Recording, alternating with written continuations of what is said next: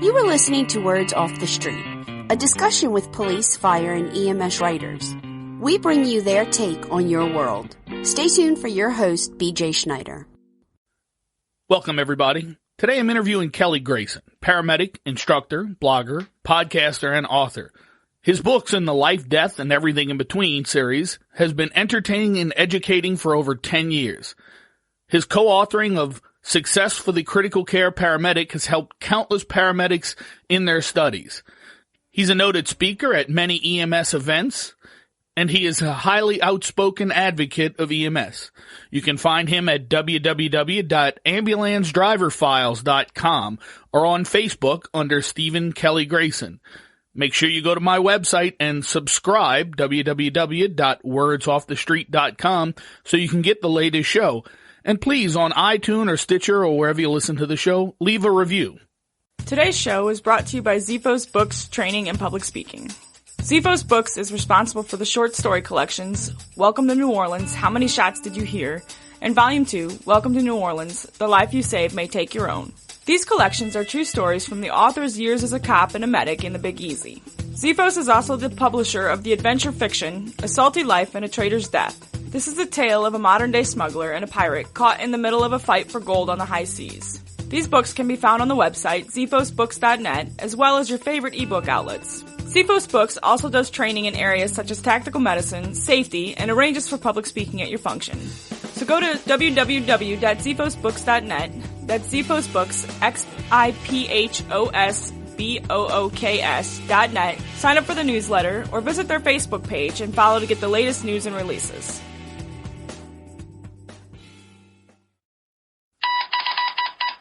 This week in What's New, News, and Noteworthy, I think we're going to go with noteworthy. I want you to take a minute to go check out U.S. First Responder Association. That's going to be at usfra.org. It's an organization that helps first responders through education, training, community outreach, and other ways of support. They have a very good website. Go take a look at it. Blogs, different advertisements, different columns and stories of interest. Go take a look at usfra.org and see what they have to offer. I think you'll be pretty happy. Welcome, Kelly. Thanks for coming on Words Off the Street. It's great to have you on. We met at EMS Expo in 2016, and I was just starting to bring this idea around, and it's great to have you on to talk about your books and your work and everything you have going on. How are you doing? I'm well, BJ. Thanks for having me on, man. No problem. I mean, it's great to have you. You've got the first book that's out is En Route, a paramedic story of life, death, and everything in between. You have a second one coming out in the next 30 days, On Scene, which is the second one in that series. You write on your blog. I know you do several different appearances on podcasts. You Inside EMS. I've heard you on, I think, on Fire One, and EMS is kind of a combo one that I've heard you on. So you're a busy man. So tell. Yeah. Well, you know, anything I can do to add funds to the double wide fund, eventually that swanky double wide trailer I've had my eye on for so many years. Got to keep putting the pennies in the Kenwood jar. That's right. That's right.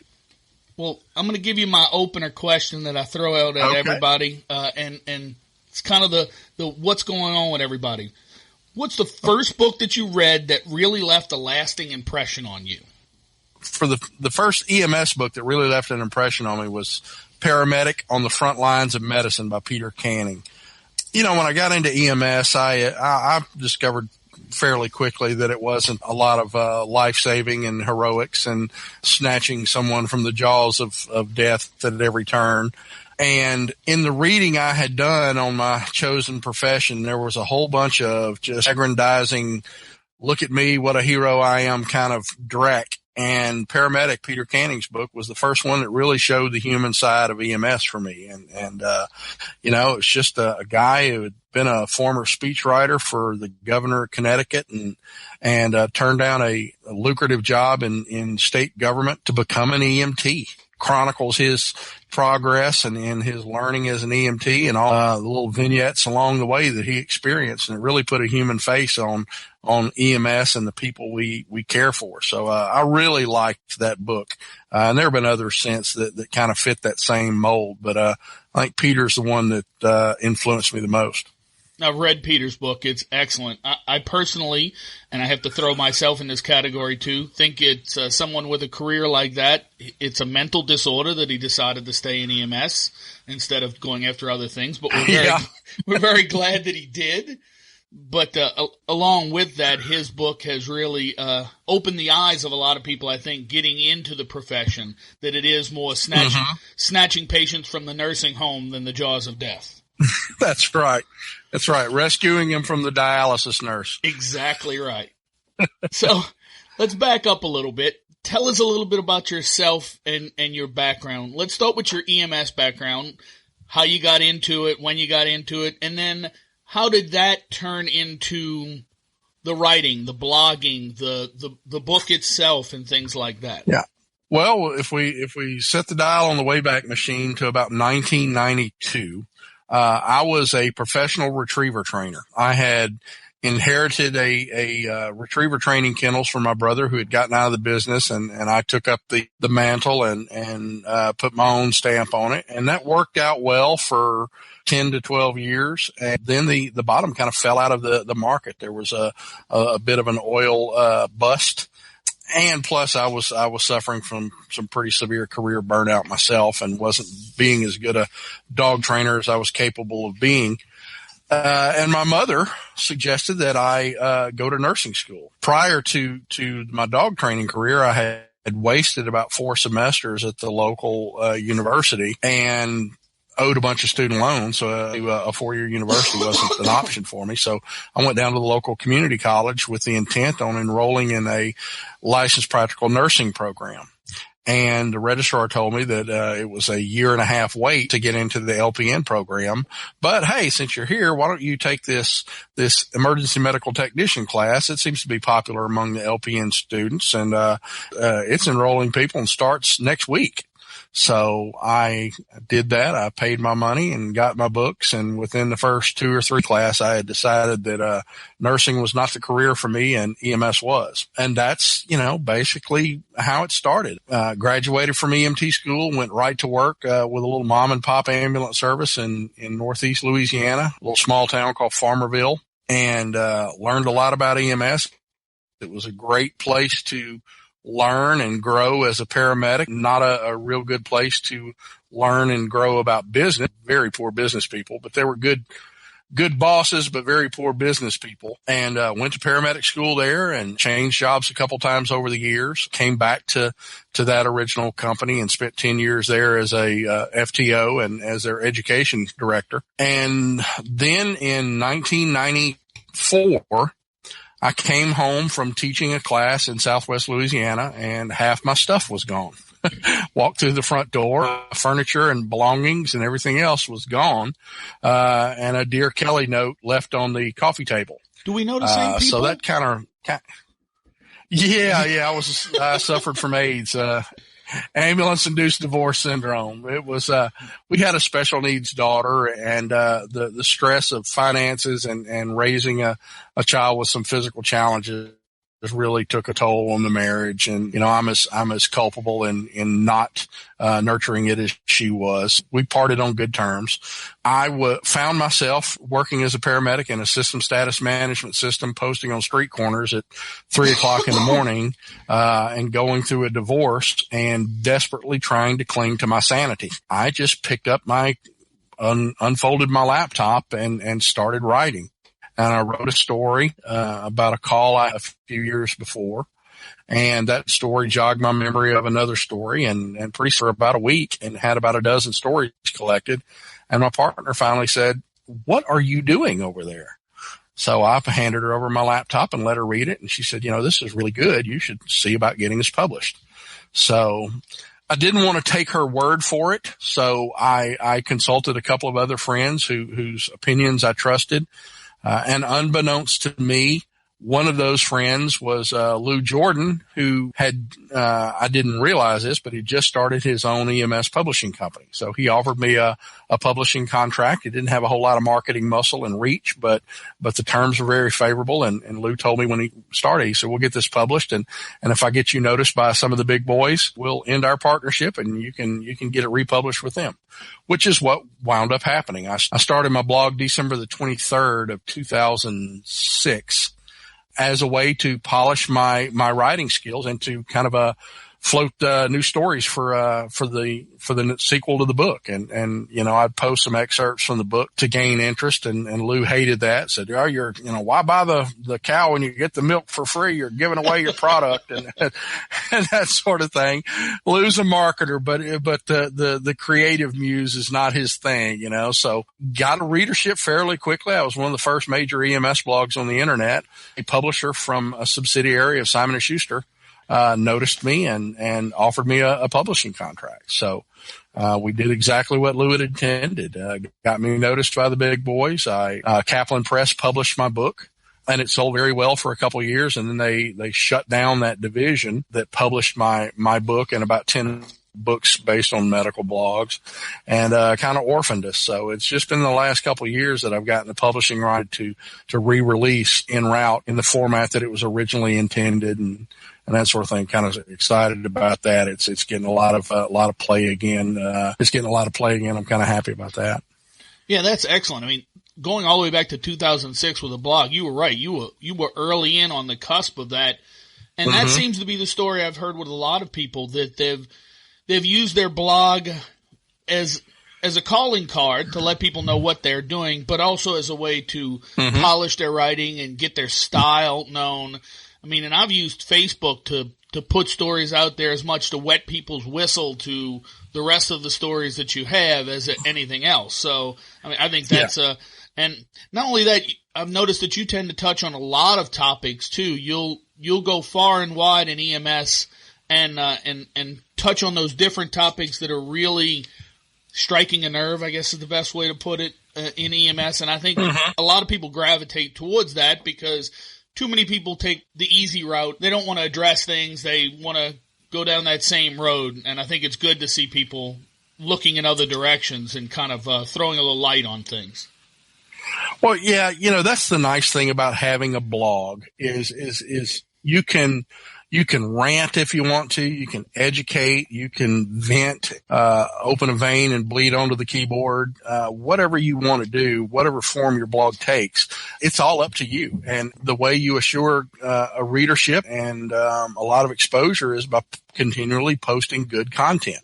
Now, it's been over the last several years, I haven't been able to post on the blog as much as I wanted to. It's my EMS-centric stuff tends to on one of my other endeavors and my relationships with EMS World Magazine and EMS1.com. But the blog got all that started. It wasn't long after starting that blog. I've had a few mentors in my career as far as EMS advocacy and writing and public speaking, and Lou Jordan being one of them and Brian Bledsoe being another. And Brian was one of the first people to encourage me to start speaking at EMS conferences and to start writing about EMS. He said, you've got a unique take on things, and you're well spoken, and I like your writing style. You should actually write about EMS issues. So he referred me to Chris Call with EMS1, and shortly thereafter I had a column on EMS1, and it just grew from there. But the blog is really what got everything started, and the blog started because I lost my wife and was trying to regain my sanity.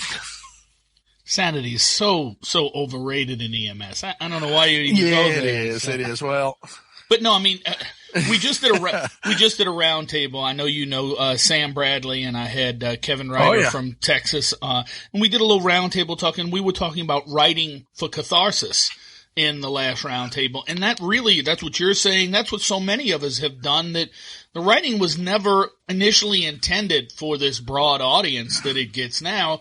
It was more of a way to vent with a pen, vent with a keyboard, and get those feelings out. And that sounds exactly like what you did. But I think in turn, when you're doing that, when you're moving those frustrations and that information out of yourself in that cathartic thing, it's extremely emotional, and that makes it so real, other than some of the candy cutter kind of look at me, how great I am stuff that you've seen. Mm-hmm. Yeah, Ernest Hemingway put it the best. He said, writing is easy. All you have to do is sit at the typewriter and bleed. And it's perfect. The lesson I learned early on was don't try to sound like anyone else. Just tell the story. And that's what I encourage new authors to do, and new bloggers and columnists and whatever. It's just tell the story. Don't try to pretty it up. As you grow in your writing skill, you're going to learn to parse words better, and you'll learn to make your prose a little more eloquent or a little more efficient. But the main thing is to get it on the page and tell the story. I also said, write drunk, edit sober. And, the purpose of that is to get the emotion and the feeling out there. I was going to say, if you've read some of my reviews, I've done that backwards. Yeah, I know. I had a freshman English composition teacher, in college at, Louisiana State University at Eunice. I good enough scores on my ACTs to get automatic credit for the first couple of years of English and composition courses and everything. But I had a pre-med focus, and I wanted everything I could to eat that I thought would be easy to pad my grade and to keep my GPA high. So I took this freshman comp class, and we wrote a diagnostic essay at the very beginning of it. And I wrote a short story, a couple of pages from my childhood.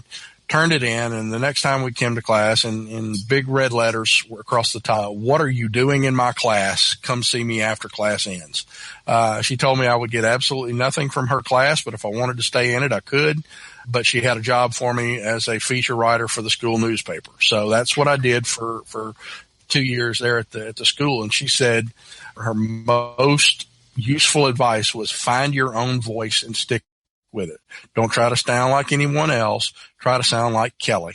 And that's what I do. So, I kind of write like I talk. When you read a story that I've written or read a educational article or column that I've written, that's pretty much how I would deliver it if I were standing up to you with a lavalier mic on and a laser pointer in my hand as well.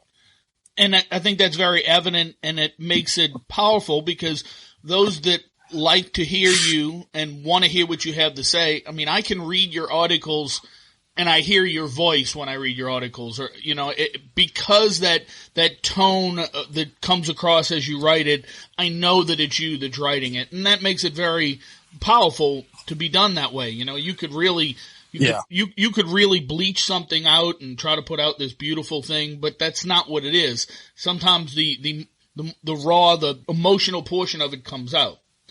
So, talking about voice, with the second book coming out shortly, what's the format? What are we looking at in the second book?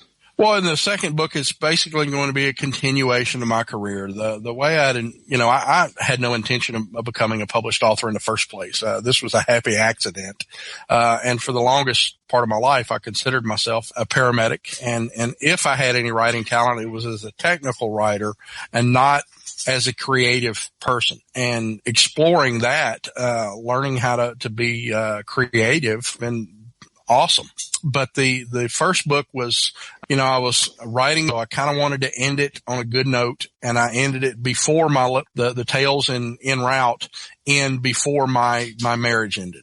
I want to kind of end it on a high note. Well, On Scene will pick up at end of my marriage, and how I recovered from that and how I moved on will be part and parcel of the book. But En Route was maybe the first 10 years of my career. On Scene will be the next 7 or 8 years. And the final 2 books in the series will be, Back in Service and End of Shift. And End of Shift will be my swan song. When I finally retire from EMS, get off a truck, that will be my kind of reflection, looking back on a long career in EMS, what it meant to me and how it shaped me. But right now, On Scene will be just a continuation, of my EMS career, years 11 through 20, something along that line. I know I look forward to it. I know everybody who's listening will definitely want to get to that. Well, with everything going on with the new book, I want to ask you a few questions about your process and how you do your writing. We're professional writers. We have books out, But that is not our sole career. We have other careers that we have to handle, whether that be podcasting, which is career number 3 or 4 or 5 for me, and just like you, or full-time working on the truck. I still work a full-time gig in medical and safety. So how do you plan your writing with all these other demands on you? Do you have a special, is it catch as catch can? Do you say every day I do this? It has been catch as catch can. I've been trying to apply a little more discipline to the process. You know, my primary career is as a 911 paramedic on an ambulance. I work a full-time job on the ambulance and almost a full-time job teaching. My original goal was to be able to transition from working full-time as an EMT, or my original goal was to be able to transition from working full-time EMS to writing and teaching full-time. That target date passed about 5 years ago, so I'm still working on it. Yeah, but, we know how that goes. Yeah, and one of the other factors playing into it is my depression. You know, I suffer from depression, and it has its peaks and valleys, and one of the elements to getting me out of the valleys is to realize that I'm in a rut, and to discipline myself and make myself do all the things that my depression tells me I don't have the time or the energy or the money to do.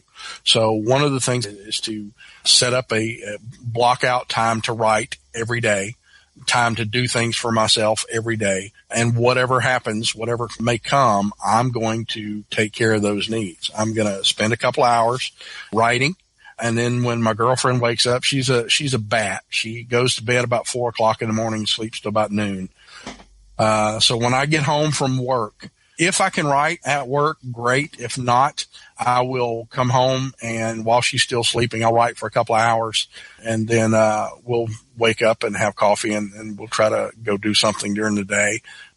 And that's basically what it is. You know, I kind of sandwich it in and shoehorn it in around everything. But the last couple of months, I've gotten a little more disciplined about it. I've found that when I am depressed, I really don't have a whole lot of creative juice.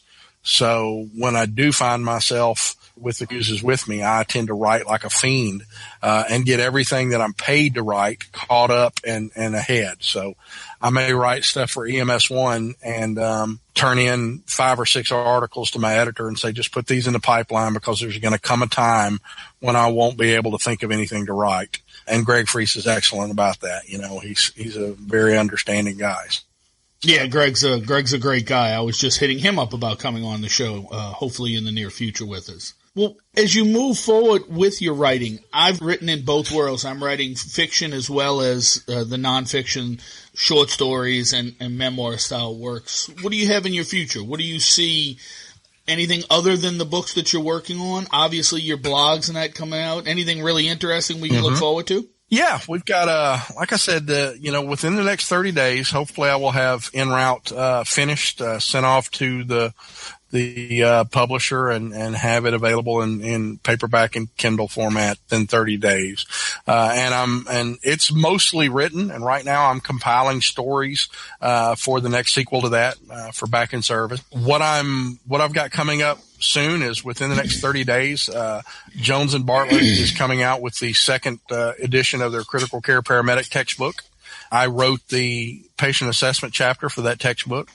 You know, I've got an ongoing series of articles for EMS World Magazine that I do with Gene Gandy and Jason Kodat, kind of looking at slaying sacred cows in EMS, trying to approach patient care and clinical issues from a new perspective. But what I really would like to do is get into some fiction. I've got a couple of fiction novels kind of halfway finished.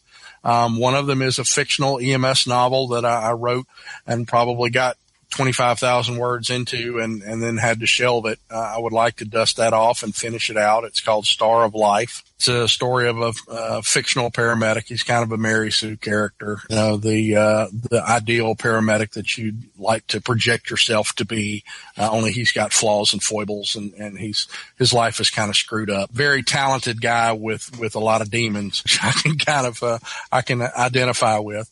And I've got another book that I want to do. It's sci-fi. It's called Kindred, and I'm working on that now. And without giving too much away, it's about a fictionalized version of the Tales of Some Dude. That's in my blog. There's been a running theme. I have read some of Some Dude. Yeah, when you see it written on the internet and social media, SUMDOOD, Some Dude. Well, I'm the guy who came up with Some Dude, and the premise is that Some Dude is this vastly powerful criminal mastermind with superhuman powers and mystical powers, and he can adopt anyone's persona. And most of the death and destruction and disease and evil in the world.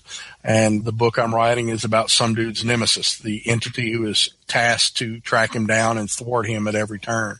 So that's what I'm writing about now, and it's fun. It's going to be in several different timelines. I'm going to start with something in the ancient world, something around war in the Old West, around circa World War I, and the last time frame in the book will be current day in the midst of the drug cartel wars on the U.S.-Mexico border. So that sounds really interesting. We'll have to look forward to that for sure. I'm having fun with it. I haven't had enough time to write and add to it. Well, and that's one of those amazing things that we find, that writing fiction, I really thought I loved writing the nonfiction. I really liked writing the stories and stuff from my own life, and that was fantastic to do. But there was such freedom when I started writing fiction, and the ability to mold those characters and play puppet master with them. That was something I could not. Mm-hmm. It was definitely addictive, and I keep coming back to that now. I've decided to jump realms myself. I'm writing a fantasy right now, which is totally out of my wheelhouse, so that's making things really interesting. Yeah, I've got the luxury of having several good friends who are fairly accomplished fantasy and sci-fi writers. They're members of the Gun Tribe, guys that I've been conversing with on the internet and blogging with and meeting in real life for 10 years now. And a lot of those old gun bloggers have turned into pretty successful writers. Bouncing ideas off of them and sharing story ideas and critiques and everything has been really useful. That's awesome. So how do you market your books? What's the process for getting them out there in your mind? That's a great question. The answer is I really don't know how. For me, it has always been, I wanted to write the darn thing. I don't want to have to be the person to sell it. One of the things that I always hated at trade shows and EMS conventions and at book signings and everything was pimping the book and talking about it and saying nice things about the book and how awesome it is. And I would that has read the book do that and give me testimonials. All I want to do is just rap with people and sign their books and find out what they liked best about what I wrote, rather than me tell them. So I'm not a good marketer in that regard. And when I signed my publishing contract with Kaplan Press, they were going to, the thing that they brought to the table was reach and marketing muscle. And they did sell more books than Lou Jordan did, but not as they thought. And I discovered the same way with enrolling in a blogging network. Was approached to add my blog to a network some years back, and they said, "Oh, we're going to advance your readership so much," and just because of our name recognition, and well, my readership dropped about 30% in the first month and stayed there. It took me forever to build it back up. So they're marketing me, and thankfully I've severed that relationship long ago. But I think now the reason I chose to self-publish my Life, Death, and Everything in Between series is because it's EMS focused. I'm a fairly well-known entity in EMS, and I've got a large enough footprint and readership that I can market the book fairly successfully myself. The fiction, especially the fantasy sci-fi stuff, I intend to seek an agent because many of the people in that genre, most folks in that genre, have no idea who Kelly Grayson is. So I'm in kind of a unique position right now as far as writing EMS books. Is most people that read about EMS have at least heard my name, if not have heard me talk or read something I've done before. So I just kind of leverage social media me that is pretty awesome. There was once a time when EMS websites would post a link to my blog, a day in the life of an ambulance driver, my EMS One column, the ambulance driver's perspective. And for every one comment that actually read it, you'd have 99 people who were so butthurt because they used the term ambulance driver that don't understand the concept of satire. Yes, they miss the whole idea of satire. Cling precariously to the lower rung. Yeah, they cling precariously to the lower rungs of the reading comprehension ladder.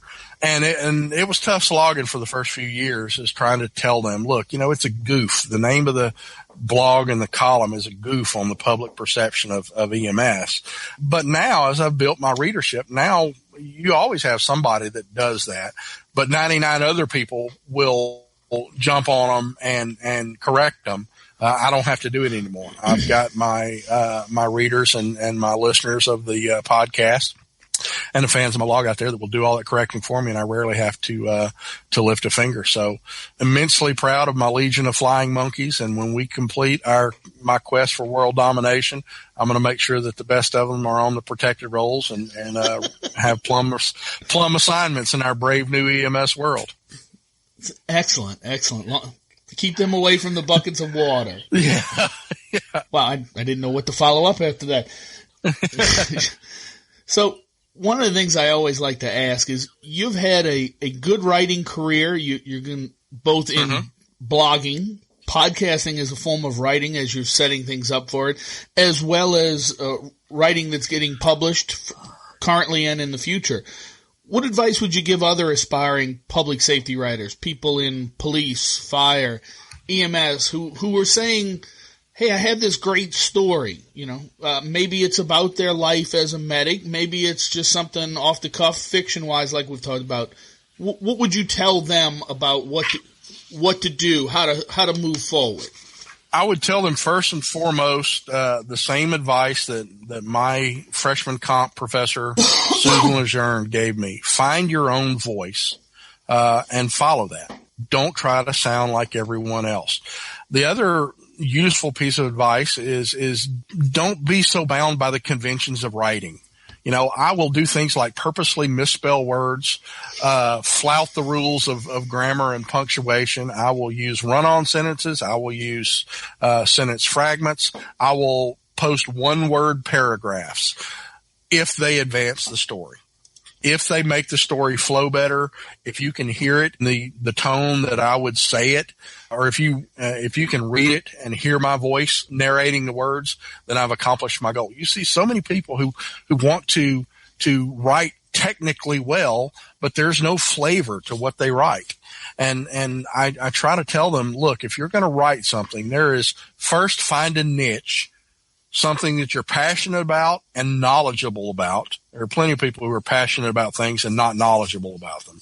But if you're passionate and knowledgeable about it, and you have read somewhere some well-known writer who didn't do as well with a particular topic and thought to yourself, I could do better than that, well, then you do better than that. And eventually people are going to respond to that. You may sound like you're shouting into the void for a while, but if you keep cranking out good content, readers will eventually come. And eventually that will build upon itself. It's like, submitting proposals as a conference presenter. At first, people on these conference committees are going to choose you for the topics that you do. Hey, this topic sounds good. And after you've made a name for yourself and gotten good reviews and people know who you are, they're going to approach you not because of what topics you do, but because of who you are. They're not going to say, I want to lecture on congestive heart failure. They're going to say, I want a Kelly Grayson lecture. What does he do? And that sort of thing. And that's the only way to do that is to continually polish your craft and keep putting content out there. So that's the best thing I would tell people. Find something you're passionate, knowledgeable about, get it on paper or get it on the screen.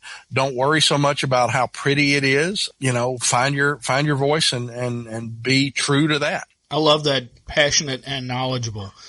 We've all said on Facebook and saw a lot of people who are passionate, but no knowledge whatsoever on the topic. That's right. And there's a whole lot of people who are very, very knowledgeable, but there is no passion to what they do. And of what use is all of the knowledge you retain in your head if you can't make it compelling to another person. One of my favorite Kellyisms is that teaching is nothing but knowledge salesmanship. If you can't make the knowledge you carry around compelling to another person, then you can't teach anything. You have to be able to sell what you know. And that's why you have to be a little bit of an educator, and a little bit of an entertainer. They kind of go hand in hand. Oh, I agree 100%. I always tell people when I teach, my goal is to entertain you, and I want you to walk out the class at the end and go, damn, I think I learned something by accident. If I can do that with you, if you walk out and go, that stuck in my head, then I have done my job 100%. Yeah. Well, Kelly, let's move on to some casual questions as we head into wrapping this up. All right. I always like to see where people are and what they look at and what they listen to, what they read. So when you read, what genres do you like to read? What's your favorite authors or books, and why? I read precious few EMS books. I've read a few. Some of the people, are like the aforementioned. They're very good. They're probably good paramedics. Very, how will I phrase this delicately? They may be very good paramedics, but they're not very good writers. And you'll see some who are probably very knowledgeable educators, and they're just not really good at writing as well. So I don't read a lot of EMS novels. I limit my reading to a few favorite authors. I'm partial to Michael Morse for the humanity he portrays in his books, and as well as Peter Canning. I kind of like Jamie's novels, the supernatural EMTs. Jamie Davis writes some pretty good stuff, and it's it kind of scratches that sci-fi fantasy B-movie monster fiction itch. Probably the books I enjoy most are military fiction. When Tom Clancy was alive and actually writing his own books rather than having some guy ghostwrite them for him, I love Tom Clancy novels. I like W.E.B. Griffin, mainly for Griffin for the way he writes dialogue. You can Isn't he amazing? Yes, he is. He does dialogue and tells stories through the dialogue very well. He paints some pretty vivid pictures. I just restarted one of W.E.B. Griffin's series just because of that, because he makes the interplay of the characters seem so easy. They flow so well, just like a real conversation would. And you don't find that a lot in writing. Even really good writing, it's tough. And he does amazing things with it. Plus, his military fiction across the board is some of the best that's out there. Yeah, and there are some sci-fi stuff out there that I like. I'm not a huge sci-fi and fantasy fan. Of course, as a child, I read all the Tolkien novels and the C.S. Lewis books, and I've probably reread The Hobbit and The Fellowship of the Rings, 100 times. But there are a select few fantasy novels out there that I like, and the sci-fi stuff. I love Jim Butcher novels, the Dresden Files, all that. I'm a huge fan of Larry Correia, who is a former moderator on a number of gun forums. He was a weapons instructor and federal firearms licensee and an accountant, and decided to write a monster novel. And he self-published Monster Hunter International, and it was just basically a mayhem, bad guy shoots monsters in the face kind of thing. He loves B movies, and shoot 'em up stuff. And he does action very, very well. And Larry has made a huge, I think every few trucks back up to his front door and dump out the truckload of cash that he's making from his Monster Hunter series. Well, and that's just what you said, but though. I love those. He found a voice that wasn't out there. That's right. He found something that was right. new and different, and new and different in writing. It had been out there in B movies forever, Mm-hmm. but when he put it in paper like that, it was something that other people really hadn't done, and they gravitated towards it. Yeah, you can pick up a book and not even read the cover, and a few pages in, you'll realize you're reading a Larry Correia novel or not. And there are a few others in that genre. Okay. Another one of my favorite novelists is Marco Cluse. Marco's a longtime gun blogger and kind of sprang from the same origins on the internet as Larry Correia did. And he's got an excellent sci-fi, space military sci-fi series called the Frontline series that I've thoroughly enjoyed. And the nice thing is a number of my favorite bloggers over the years, most of them were gun bloggers, have started to come out with books of their own. And these are people who I can read their words and the stories they weave.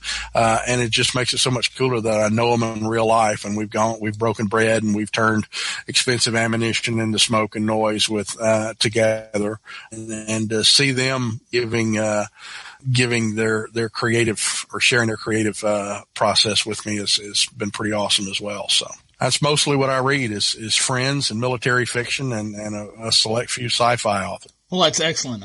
I have to tell you right now, next week I have Michael Morse coming on the show. So if you have any Michael knows how to do it, man. He can paint a picture with his words like few other people can. Really love reading his stuff. And that's the kind, I love having people on like that who can turn around and talk to those who are interested in it, or even the layperson who's listening to this saying, I like to read police, fire, I like to read these public safety stories.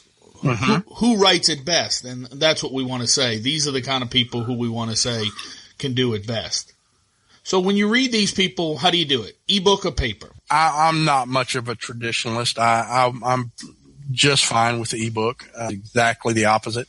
She wants a book she can hold in her hands and dog ear the pages and turn, and she likes that tactile feel. I just like the ability to carry my entire library in something that can fit in my back pocket. You know, I've got 300 books or so on my Kindle, and I can just pick them up and start them at whenever the whim strikes. So I'm a big fan of the ebook format, you know, and it's moving that way. It was several years back when it said that their ebook sales were now outpacing their print sales. They were selling more electronic versions of books than they were selling print. And it looked like that was going to continue, and that a lot of people were predicting the death knell of print media. I don't think it's going to go that way. And as a matter of fact, I think the print books in recent years have rebounded because people are still, you know, they're getting back in touch with the joy they got from reading. And there's something about sitting up and propped up with a beverage and a book and just curling up on the couch and reading it and flipping pages, and that having that in your hands still has a lot of attraction and romance to people. So I don't think books are going away anytime soon, but for me, I'm not that sentimental. I just like to read the words. Doesn't matter how they're formatted. Doesn't matter how you get them. That's right. Well, Kelly, we have had a great conversation here. I love having you on. We definitely want to get you back as we move forward. I'm sure we'll see you in Nevada in October at EMS World Expo again, so we'll have to get you on there. That's the plan, yeah. We'll have to remember what goes on in Vegas stays in Vegas. Ain't that the truth? Except for your podcast. That's right. Yeah, that goes all over the internet, and then we really have to worry about it. So take a minute, let us know where we can find you, where we can find your blog, your books, and all the information about you. All right. Well, to find my books, just go to Amazon.com, do a name search, Kelly Grayson. It'll bring up my author page. You can find me on the web I'm on Facebook, Stephen Kelly Grayson on Facebook, on Twitter at Ambo Driver on Twitter. My email address is kelly@medicsolutions.org, and the blog is ambulancedriverfiles.com, a day in the life of an ambulance driver. Pretty much, you'll find a way to contact me. He's got them all out there, folks, and I'll make sure we have copies of all that in the show notes so you can click right on through and pick up Kelly's book and sign up for his blog, and make sure you've got a way to listen to his podcast, and you can get the full Kelly Grayson experience. Thanks for coming on, Kelly. Had a great time. BJ, thanks for having me on again. I really enjoyed it and look forward to the next time. Thanks again, Kelly. What a great interview that was. I need to have Kelly on more often. That was a lot of fun. Make sure you go to the website, take a look at the show notes, and I'll have links to get to all of Kelly's locations, his books, his blogs, his podcast, and any place you can find him. Tune in next week where we'll be interviewing another K. We're going to have Kevin Grange on next week. He's the author of Lights and Sirens, The Education of a Paramedic, and Beneath Blossom Rain. Amazing biography about his trek to the top of the world. So come back next week and enjoy the show.